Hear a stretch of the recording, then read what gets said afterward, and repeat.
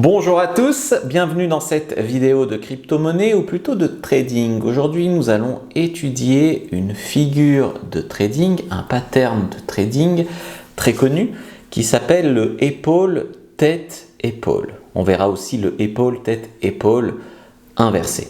Quand on s'intéresse aux crypto-monnaies et qu'on a envie de faire un petit peu de trading, c'est vachement important de connaître certaines figures. Non pas que ça ait un taux de réussite de 100%, mais il faut se dire qu'un graphique de crypto-monnaie, c'est pas le hasard, c'est le reflet d'un comportement humain.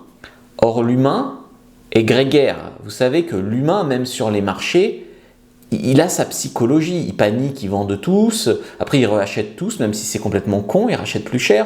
Voilà, donc le comportement humain, il se traduit en graphique. Et comme les humains ont souvent un comportement de groupe prévisible, statistique, donc on peut, avec des figures de trading, un petit peu anticiper le marché.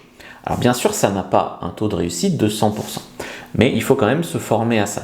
Donc si vous voulez que je fasse d'autres figures de trading, soutenez la chaîne, abonnez-vous et dites-le moi en commentaire. Alors, donc épaule, tête, épaule. Donc épaule, tête, épaule, je vais vous mettre un schéma après, vous allez comprendre, mais c'est épaule, tête, épaule. Donc en gros, il y a une première épaule, d'accord, le prix monte jusqu'à l'épaule et ensuite il corrige. Ensuite le prix monte jusqu'à la tête et ensuite il corrige. Et ensuite le prix monte jusqu'à la deuxième épaule et il corrige. Alors les épaules, tu vois, elles ne sont pas forcément symétriques. On peut avoir les épaules comme ça, d'accord, mais le sommet, le dernier sommet est plus bas que la tête et généralement à peu près à la hauteur de la première épaule. Ensuite, on va tracer ce qu'on appelle une ligne de coup. Donc la ligne de coup, ce qu'on appelle la neckline, c'est ici, à peu près en bas, enfin non, justement, c'est ici, c'est en dessous des épaules. Ok, ça c'est le niveau clé.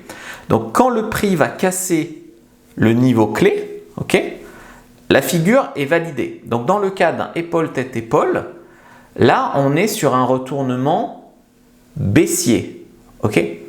Ensuite, il y a l'épaule, tête, épaule inversée.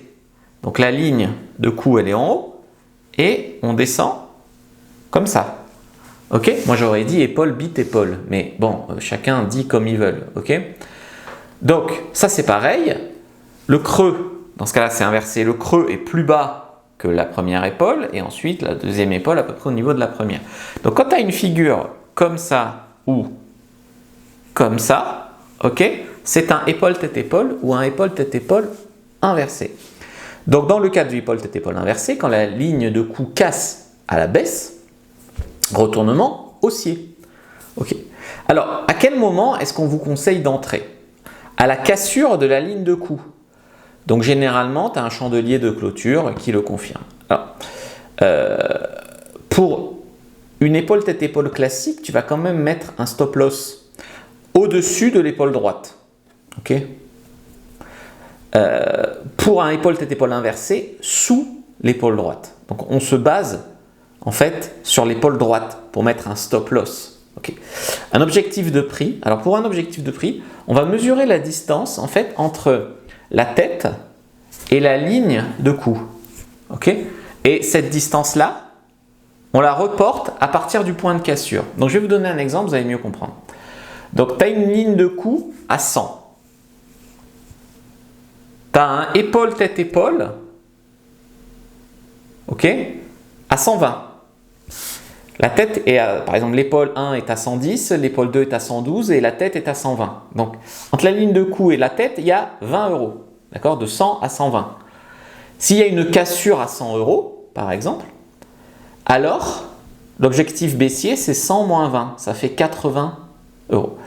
Donc, ce qu'il faut savoir, c'est que plus la figure est symétrique, donc les épaules sont de taille à peu près similaire, plus c'est fiable comme schéma. Okay. Le volume doit généralement baisser pendant la formation de la figure et ensuite exploser au moment de la cassure. Et la figure est plus pertinente quand il y a une longue tendance, donc un épaule, tête, épaule après une hausse, un épaule, tête, épaule inversé après une baisse. Donc si on regarde un peu les schémas là, épaule, tête, épaule, retournement baissier. Ok, la première que je vous mets. Donc tu as l'épaule gauche, l'épaule droite, donc là elles sont extrêmement symétriques, et la tête. Ok, la ligne de cou est à 100, la tête est à 120, comme dans l'exemple que l'on a pris. Donc cette figure-là, c'est un retournement baissier. La figure suivante, c'est un retournement haussier. Donc là, vous voyez, la ligne de cou, on la met au-dessus. L'épaule, c'est comme si je me tenais à l'envers, vous voyez. L'épaule, la tête est à 80, la ligne de cou à 100. Donc ça fait toujours 20 de différence dans notre exemple. Retournement haussier si cassure vers le haut. Et on pourrait aller chercher effectivement les 120 dans ce cas-là. Et dans l'autre, les 80. Ok? Donc ça, c'est quand même important. Je vais vous afficher un petit peu des schémas. Là, c'est une épaule à peu près à 115. Ligne de cou toujours à 100 pour l'exemple. L'entrée à la cassure. Et l'objectif à peu près à 80. Dans l'autre sens, objectif à peu près à 120. L'épaule à 85 et la cassure, ils l'ont mis à 100, mais pas tout à fait juste. Non, si, c'est ça, c'est juste, parce que c'est la tête qui est à 80. Si, c'est juste. Donc ça, c'est tout à fait juste. Pour l'épaule, tête, épaule, du retournement haussier. Donc là, tu rentres pareil à la cassure. Donc, tu traces ta ligne et tu as la cassure.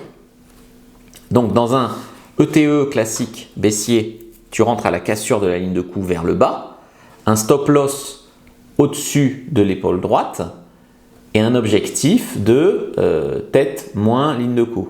Okay. Inversé, c'est la même logique. À la cassure de la ligne de cou vers le haut, stop loss sous l'épaule droite. Donc là, dans l'exemple, ça sera à peu près à 85. Et l'objectif 120. Donc distance de ligne de cou moins la tête à l'envers. Voilà pour cette figure sur l'ETE, extrêmement classique, extrêmement courante. Dites-moi si vous avez appris quelque chose. Dites-moi si vous voulez que je fasse d'autres figures de trading comme ça. N'oubliez pas de vous abonner, de soutenir. Vous pouvez envoyer un petit don sur un de mes wallets que je vous mets dans la description de la vidéo. C'est la seule façon dont la chaîne vit. Je vous dis à bientôt.